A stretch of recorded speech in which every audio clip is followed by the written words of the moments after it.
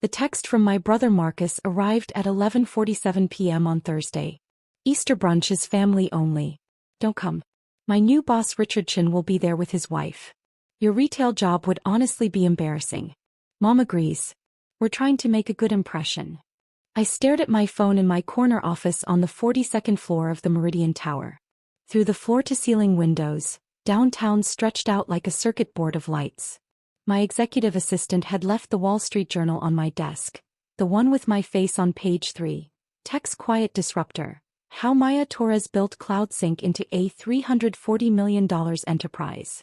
I replied with one word, okay. Marcus didn't know. None of them knew. For 3 years I'd let my family believe I was still working retail at the electronics store where I'd started at 19. I'd let them dismiss me, patronize me, exclude me from their social climbing. What would you do if your family was about to humiliate themselves in front of the person who could end their career? Drop a comment below. But Richard Chin wasn't just Marcus's new boss. Richard Chin was my vice president of strategic partnerships. And Monday morning at 9 a.m. he had a quarterly board meeting. At my company. With me at the head of the table. I forwarded Marcus's text to my lawyer with a simple note. Documentation. Just in case. Then I went back to reviewing Q1 projections. Growing up as the youngest of 3 kids in the Torres family meant living in the shadow of Marcus's achievements. He was the golden child, varsity captain, debate team president, early admission to Stanford Business School. Our sister Jennifer was the social star, sorority president, married to a cardiologist, 2 perfect kids in private school. Then there was me. The surprise baby, who arrived when mom was 41 and dad was 44. The one who didn't quite fit the family's upward trajectory. Maya's more practical. Mom would say at family gatherings, her tone making practical sound like simple. Not everyone is meant for corporate success. I'd started working at Tech Hub Electronics at 19, right after my first year of community college. The family treated it like a personal failure. Jennifer suggested I might find a nice man to settle down with, instead of struggling in retail. Marcus offered to get me an interview for a receptionist position at his consulting firm. Entry-level obviously, but better than retail. What they didn't know was that Tech Hub's owner, Gerald Park, was a retired Silicon Valley engineer who saw something in me. While I sold laptops and smartphones to customers during the day, Gerald taught me about systems architecture, cloud computing, and enterprise software in the back office after closing. You've got the mind for this, he'd said one night when I debugged a complex inventory system issue. Have you ever thought about building something? I had. Constantly. By age 22 I'd taken every online course I could find. Computer science, business management, systems design. I'd saved $15,000 from my embarrassing retail job and built the first prototype of CloudSync in Gerald's basement. Enterprise cloud storage with military-grade encryption and AI-powered file management. Gerald became my first investor. $50,000 for 20% equity. I'm betting on you, Maya. Not the idea. You. At family dinners, I'd sit quietly while Marcus bragged about his promotion to senior consultant or Jennifer showed off her new Lexus. When they asked about my job I'd say, same as always. Still at Tech Hub. The dismissive nods. The pitying glances. The way mom would change the subject quickly as if my life was too mundane to discuss. But my life was anything but mundane.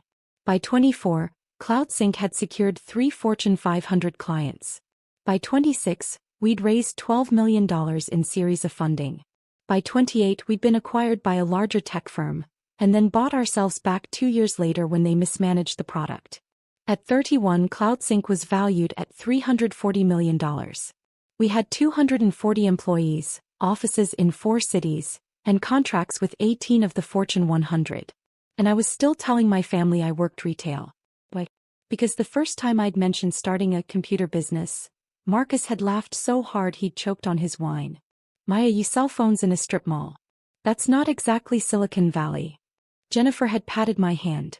Sweetie, those online business things are usually scams.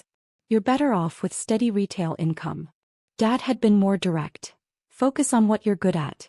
Not everyone can be an entrepreneur. So I'd stopped telling them. I'd stopped trying to prove myself.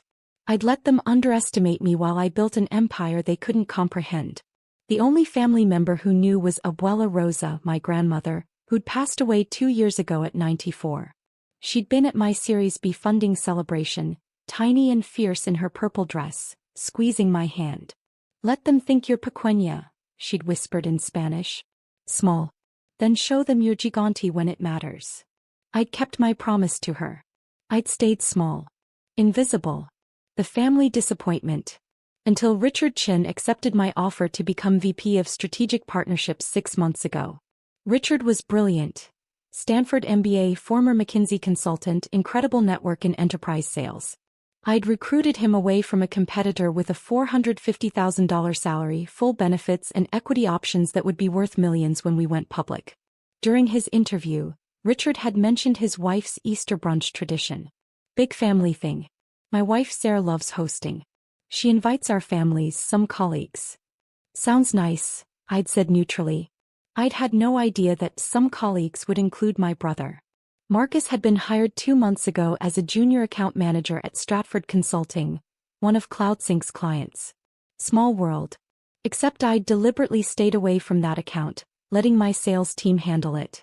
When Marcus mentioned his new boss Richard Chin at Christmas dinner, bragging about working with C-suite executives at major tech companies, I'd simply smiled and asked him to pass the potatoes.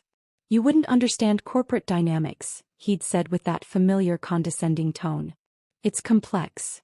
"I'm sure it is," I'd replied. Jennifer had jumped in. "Marcus is being groomed for partner track. Unlike some people, he's serious about his career." Mom had nodded approvingly. Dad had raised his glass. "To Marcus. The son who made us proud." I'd excused myself early, citing an early shift at the store. In my car I checked my phone. 23 emails about our upcoming board meeting.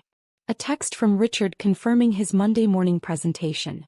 A message from our CFO about our preliminary Q1 numbers. Up 47% year over year. I'd driven home to my penthouse, the one my family had never seen, and worked on strategic planning until 2 a.m. That was 3 months ago. Now, with Easter brunch less than 3 days away and Marcus's text burning in my memory, I realized something had shifted. I wasn't angry. I wasn't hurt. I was done. Done being small. Done being invisible. Done letting them diminish me while I transformed the tech industry they knew nothing about. Building CloudSync from a basement prototype to a $340 million enterprise hadn't been luck. It had been strategy, sacrifice, and 7 years of 18-hour days. The early years were brutal. While my family slept soundly, assuming I was struggling through retail shifts, I was negotiating with venture capitalists, debugging code, and teaching myself contract law at 3 a.m. because I couldn't afford a lawyer yet. Gerald Park had been my guardian angel. His basement became our first headquarters. 3 folding tables, 6 laptops, and a whiteboard covering an entire wall. "Every billion-dollar company started somewhere ridiculous," he'd laugh. "Might as well be here." Our first major breakthrough came when I cold-called the CTO of Redmond Financial, a regional bank struggling with data security. I'd researched their systems for 2 weeks, identified their vulnerabilities, and walked into that meeting with a presentation that made their head of IT physically pale. "How did you find that breach?" he'd asked, staring at my security analysis. "I didn't find it. I predicted it. Your architecture has 3 critical flaws that any skilled hacker could exploit in under 4 hours." We'd signed a $340,000 contract that day. My first 6-figure deal. I was 23 years old. At Thanksgiving that year, when Marcus bragged about his $85,000 consulting salary, I'd stayed quiet. My company had just grossed $1.2 million. The growth was exponential. Each satisfied client led to 3 referrals. Each security feature we developed became industry-leading. By year 3, CloudSync was handling data for hospitals, law firms, government contractors. If you're building something while everyone underestimates you, drop a fire in the comments. You're not alone. The real turning point came when Dr. Patricia Okonkwo joined as our Chief Security Officer. Patricia was a former NSA cryptographer with 20 years of experience and a no-nonsense approach to enterprise security. "Your encryption is good," she'd said during her interview. "But I can make it bulletproof." She did. Within 6 months, CloudSync had government-level security certifications. We started bidding on federal contracts. We won 8 of them. At my 27th birthday dinner, the one my family forgot until I reminded them, Jennifer mentioned her husband's practice was looking for cloud storage. But you probably don't know anything about that. Probably not, I'd agreed. 3 months later, Dr. Morrison's cardiology practice signed with CloudSync through our medical division. Jennifer never made the connection. I'd deliberately kept my name off the client-facing materials. The funding rounds were strategic. Series A, $12 million from Sequoia Capital. Series B, $45 million from Andreessen Horowitz and Khosla Ventures. Series C, $120 million from a consortium including Kleiner Perkins. Each round valued the company higher. Each round diluted my ownership slightly, but I'd structured the deals to maintain 51% voting control. No one could override me. No one could push me out. By 30, I was worth $173 million on paper. On my 30th birthday, my family took me to Olive Garden. "We know money's tight with your retail job," Mom had said, insisting on paying for my meal. I'd thanked her graciously. That morning, I'd closed a $28 million deal with an international manufacturing firm. The Wall Street Journal profile had published 3 weeks ago. The reporter, Amanda Choi, had spent 2 months researching CloudSync's rise. The article detailed everything: the basement start, the strategic pivots, the innovative security features that changed the industry.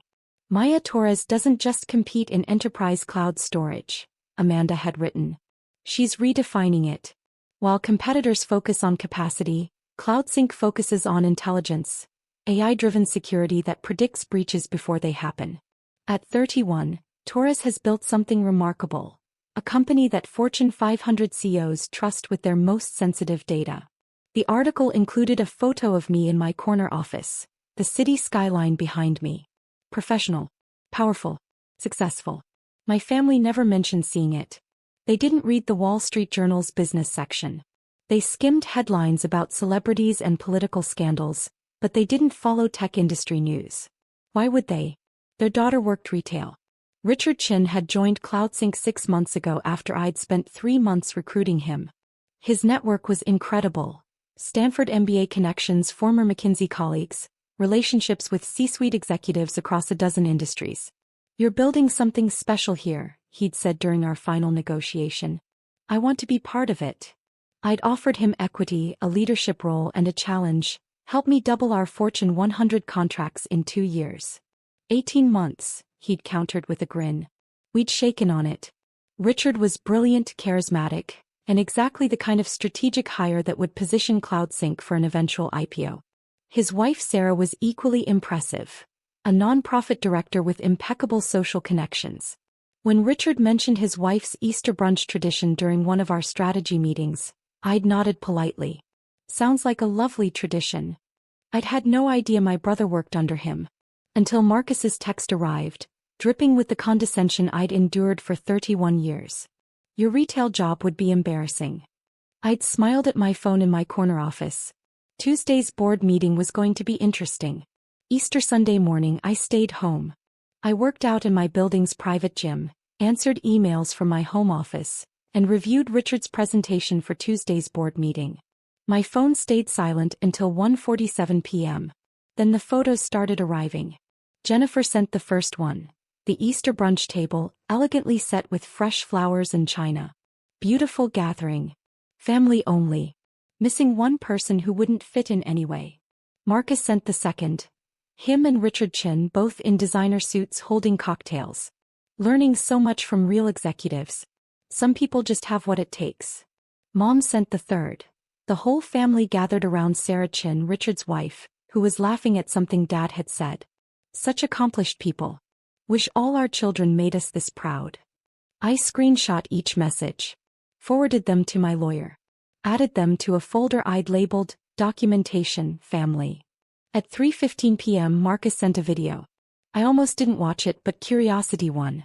The video showed Richard Chin talking about CloudSync, my company, explaining our innovative security features to the gathered family. My family. Marcus was nodding along like he understood, interjecting with comments about working with tech companies and understanding enterprise solutions. CloudSync is revolutionary, Richard was saying. The CEO is brilliant. Absolutely brilliant. Young, strategic, ahead of the curve on AI integration. You work with the CEO? Dad asked, impressed. Directly, Richard confirmed. She's extraordinary. Completely transformed how Fortune 500 companies think about data security. Jennifer's voice was sharp. The CEO's a woman? Maya Torres, Richard said. 31 years old. Built the company from nothing. She's probably the most impressive executive I've ever worked with. The video went silent. Then Marcus's voice, condescending. Must be nice having family support. Probably had family money to start with. I replayed that part 3 times. The irony was so perfect it was almost painful. At 6:30 p.m. Marcus sent a final text. Richard said CloudSync is hiring. Obviously too advanced for someone like you, but thought I'd mention it. If you ever want to move past retail. I sat in my penthouse living room, the one with the view of the harbor, the one worth $2.3 million that my family had never seen, and made a decision. Tuesday's board meeting started at 9 a.m. Richard would be there presenting Q1 partnership results. Our CFO would present financials. Our CTO would present product roadmap. And I would sit at the head of the table as I always did in my role as founder and CEO. I'd told my executive assistant to print the Wall Street Journal profile and frame it. Hang it on the boardroom wall behind my usual seat, I'd instructed. Make sure it's visible from the door. I texted my head of security. Tuesday morning board meeting. I'm expecting someone to cause a scene. Be ready. His response was immediate. Always ready, boss. Then I texted my lawyer. Prepare a cease and desist letter. Harassment.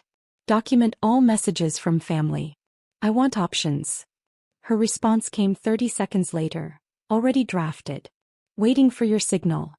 I poured myself a glass of wine, a 2015 Bordeaux that cost more than Marcus's monthly rent, and raced it to the empty room. See you Tuesday, Marcus. Monday morning I arrived at CloudSync headquarters at 6:45 a.m.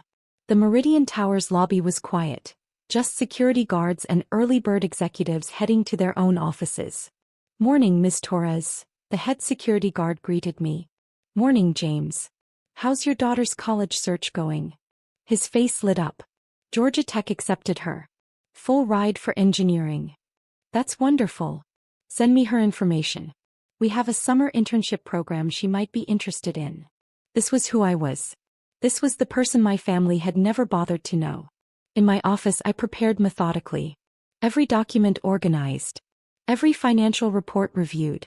Every talking point refined. My executive assistant, Michelle, arrived at 7:30 with coffee and a knowing look. Big day. Could be interesting. Richard seems nervous about his presentation.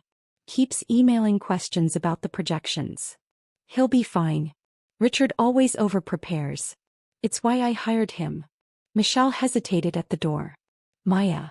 The Wall Street Journal profile is up in the boardroom. Right behind your seat. It's prominent. Good. She smiled.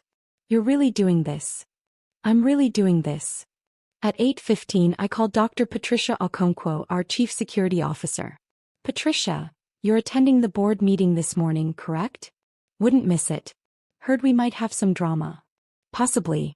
If someone becomes disruptive, I need you to professionally escort them out. You have that presence that makes people comply. Patricia laughed. A deep, authoritative sound. Former NSA, remember? I've escorted senators out of classified briefings. I can handle your family. Thank you. Maya? Whatever happens today, remember, you built this. You earned every inch of this company. Don't let anyone make you feel otherwise. I swallowed hard. I won't. At 8:45 I walked to the boardroom. The Wall Street Journal profile hung perfectly. My face, the headline, the detailed article about CloudSync's rise. Impossible to miss from the doorway. I sat at the head of the conference table. Checked my phone one last time. Marcus had sent another message at 7 a.m. Another boring day at the retail store for you, I guess. Meanwhile, I'm presenting to actual executives. Different worlds, Maya. Different worlds. I didn't respond. At 8:50 board members began arriving. Our CFO David Chin, no relation to Richard. Our CTO Samantha Rodriguez. Dr. Patricia Okonkwo. 2 board advisors from Sequoia Capital. One from Andreessen Horowitz. Drop a comment if you've ever prepared for the moment when someone who underestimated you finally sees the truth. Morning, everyone, I said calmly. Let's have a productive meeting. At 8:57, Richard Chin entered, carrying his laptop and a confident smile. He was dressed impeccably, navy suit, crisp white shirt, probably preparing to impress the board members he'd be presenting to. He looked up from his laptop. Saw me at the head of the table. Saw the Wall Street Journal profile behind me. His face went through a remarkable journey: confusion, recognition, shock, horror, in under 3 seconds. Richard, I said pleasantly. Good morning. Ready for your Q1 presentation? He opened his mouth. Closed it. Opened it again. Why, Torres. That's me, I confirmed. We should probably start. We have a full agenda. The color drained from his face. You're my boss's sister. Half-sister technically. Different mothers. But yes. Your brother said you work retail. He said you work at some electronics store. I smiled. I did. I started there when I was 19. Best decision I ever made. That's where I met Gerald Park, who became my first investor. Richard sat down heavily in his seat. His hands were shaking. Let's begin, I said and opened the meeting. Richard stumbled through his presentation. His usual polish was gone, replaced by nervous stammering and constant glances in my direction. The board members exchanged confused looks. This wasn't the confident VP they were used to seeing. Richard, I said gently when he lost his place for the third time. Take a breath. Your numbers are excellent. Q1 partnerships exceeded projections by 47%. You should be proud. He nodded, swallowed hard, and managed to finish the presentation. David, our CFO, presented next. Revenue up. Operating costs down. Profit margins expanding. CloudSync was performing exceptionally. At 10:15 we took a break. Richard approached my seat immediately. Paya, I need to explain. Nothing to explain, I said calmly. You didn't know. Marcus never mentioned I exist in any professional capacity, did he? He talks about his disappointing sister who works retail and can't get her life together. He says his parents are embarrassed by you. Sounds accurate to his perception. But you're... Richard gestured helplessly at the boardroom, the profile behind me, the financial reports showing a $340 million company. You're this. I'm this, I confirmed. I've been this for 7 years.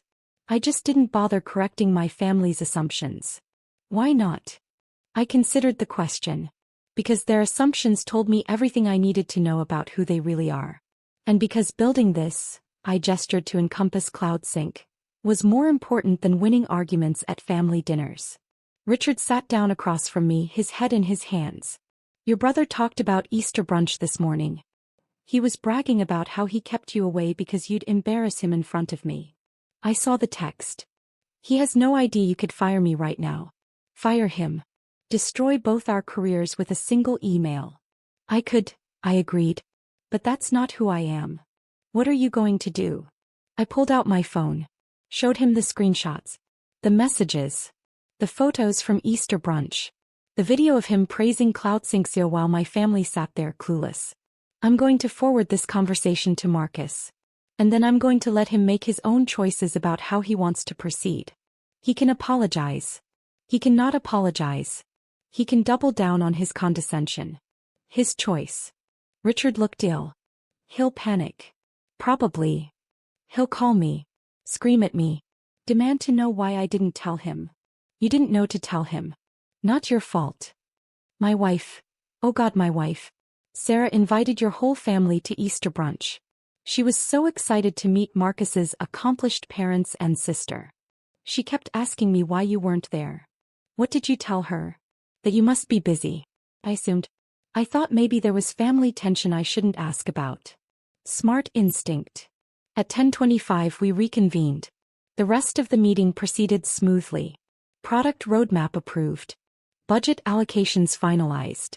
Q2 projections reviewed. At 11:47 I adjourned the meeting. Richard lingered as the others left. Maya, I'm sorry. For everything. For not knowing. For being part of whatever your family did to you on Easter. You were a guest at a brunch. You didn't do anything wrong. What happens now? I pulled up Marcus's number. Started typing. Hi Marcus. This is Maya. I work retail. Remember? Just wanted to let you know I met your boss Richard Chin this morning. Great guy. Very professional. We had a really productive board meeting at CloudSync. You know CloudSync, that tech company Richard works for? The one he was telling everyone about at Easter brunch? The one with the brilliant CEO he admires so much. I paused, watching Richard's face pale further. That's my company, Marcus. I'm the CEO.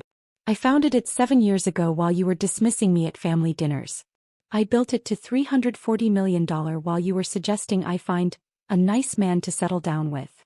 I'm Richard's boss. I control his career. I control the contracts your consulting firm desperately wants to maintain with us. Another pause. Your Easter text suggested I'd be embarrassing. You were right. But the embarrassment isn't mine. Talk soon. I showed the message to Richard. Too harsh. Too harsh. Why, it's perfect. It's controlled. Factual. Devastating. I pressed send. The response came in 42 seconds. My phone exploded with calls. Marcus. Marcus. Marcus. Jennifer. Marcus. Dead. Marcus. I declined every call. Then the text started. Marcus, this is a joke. Marcus, you're lying. Marcus, Richard, call me right now. Jennifer, what is Marcus screaming about? Mom, Maya, what did you do to your brother? Marcus, you can't be a CEO. Marcus, Richard said it's true. Marcus, how is this possible? Dad, we need to talk immediately. Marcus, you let us think you were nothing. I turned to Richard. Would you like to call him? Confirm that yes, I am actually your boss. Richard pulled out his phone slowly. This feels cruel. Does it? More cruel than texting your sister to skip Easter because her job is too low class. He dialed Marcus. I could hear my brother's voice through the speaker, high-pitched and panicked. Richard. Tell me this is a misunderstanding. Tell me Maya isn't actually. She's my boss, Marcus. She's been my boss for 6 months. She founded CloudSync. She's the CEO the Wall Street Journal profiled.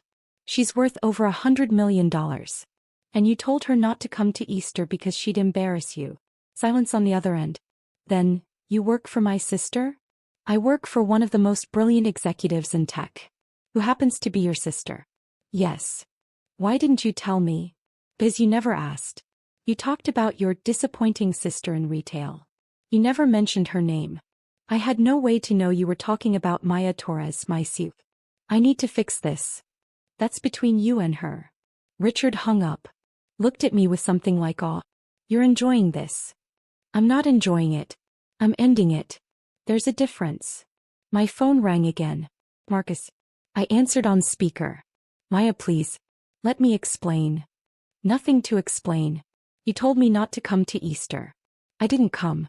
You told me I'd be embarrassing. You were protecting your reputation. I respect that. I didn't know. You didn't know because you never asked. In 7 years of building this company, you never once asked me a real question about my life. None of you did. You thought I was nothing. You thought I was beneath you. You thought retail was the ceiling of my ambition. I paused. You were wrong. What happens now? To my job? Richard's your VP and I work on his team and our firm has contracts with CloudSync. Your job is fine. Richard's job is fine. Your firm's contracts are fine. I don't punish people professionally for personal issues. That's not how I run my company. The relief in his voice was palpable. Thank you. But Marcus, we're done. Personally. No more family dinners where I'm the disappointment. No more dismissive texts. No more exclusions because I don't meet your standards. We're professional contacts now. Nothing more. Maya, you're my sister. I'm your sister who you told to skip Easter. Who you called embarrassing. Who you've dismissed for a decade while I built an empire. I'm done being small for your comfort. Silence. Then quietly, I'm sorry. I know you are. But sorry doesn't undo years of being treated like I'm worthless. I paused. I need to go. Board meetings don't run themselves. I hung up. Richard was staring at me. That was the most controlled demolition of a relationship I've ever witnessed. I learned from the best. You should see how I negotiate with hostile investors. He laughed, slightly hysterical but genuine. Maya Torres. My boss. The retail worker. I'm never living this down, am I? Probably not. But you didn't do anything wrong. Remember that. What about your parents? Jennifer. I checked my phone. 47 missed calls. 63 texts. They'll figure it out eventually. Or they won't. Either way, I'm done explaining myself. By Tuesday evening, the fallout was spectacular. Jennifer called 17 times before I finally answered. Maya, what the hell is happening? Marcus is having a breakdown. Mom's crying. Dad's demanding we all come to dinner to fix this. Fix what exactly?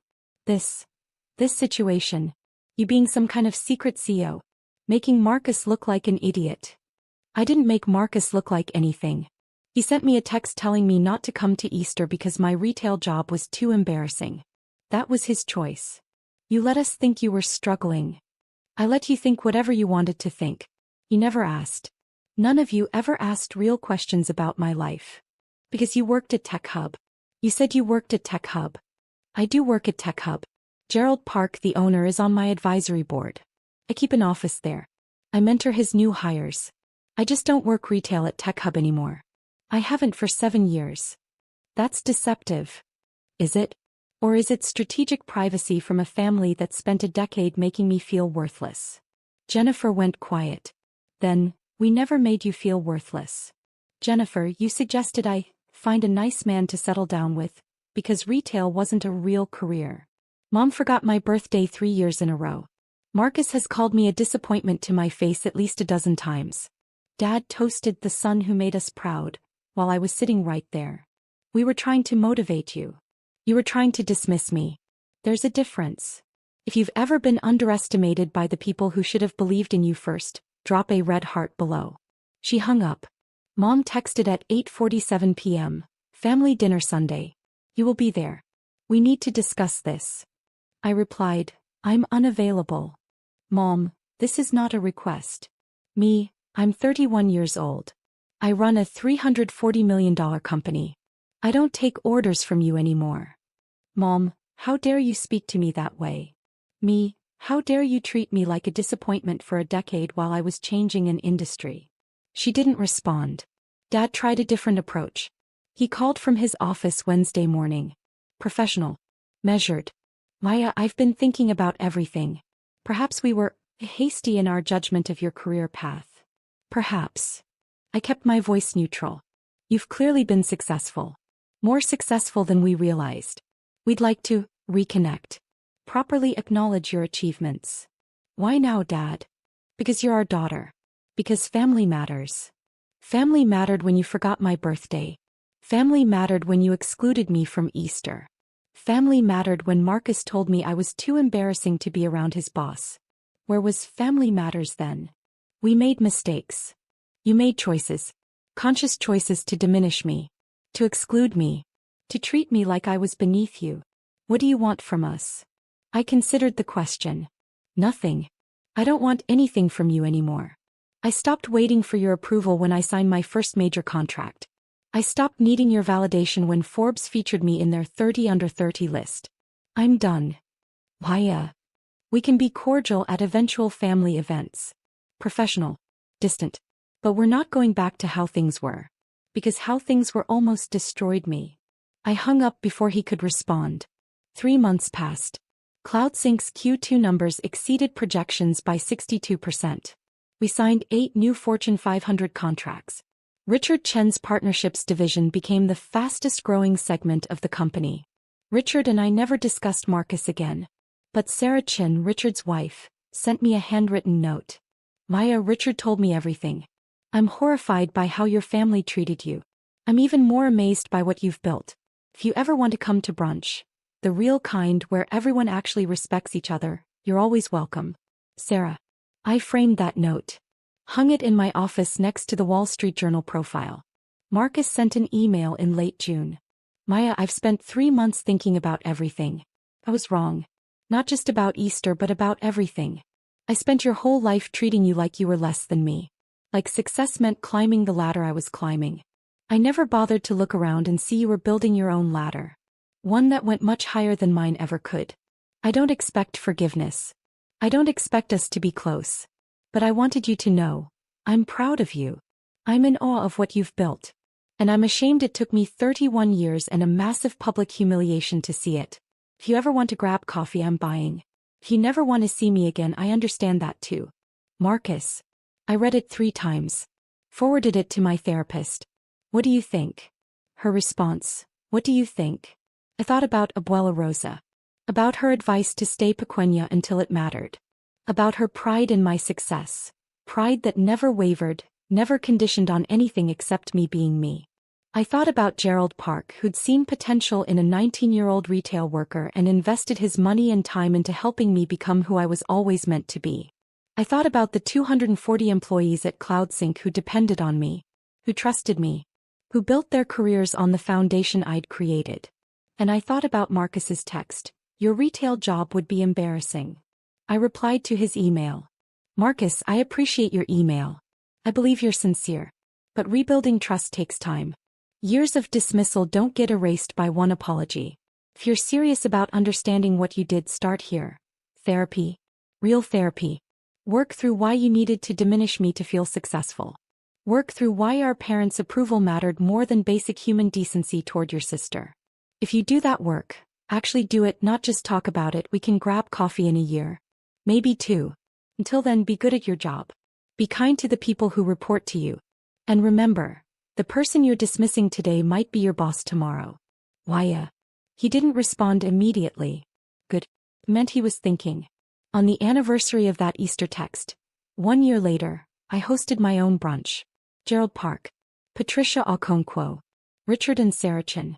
Michelle, my executive assistant. The Sequoia Capital partners who'd believed in me early. 20 people who'd seen my potential before I'd proven it. 20 people who'd invested in me, financially, emotionally, professionally, when I was still just someone with an idea and determination. We raised glasses in my penthouse dining room. The harbor stretched beyond the windows. CloudSync's latest valuation, $6.80, had been announced that morning. To the people who believed, I said. To the people who built, Gerald Park added. To Maya, Patricia declared. Who proved that the best revenge is living well. We drank. We laughed. We celebrated not just success but the journey that made success meaningful. My phone buzzed. A text from Marcus. Therapy appointment scheduled. This is harder than I expected. Thank you for pushing me toward it. I smiled.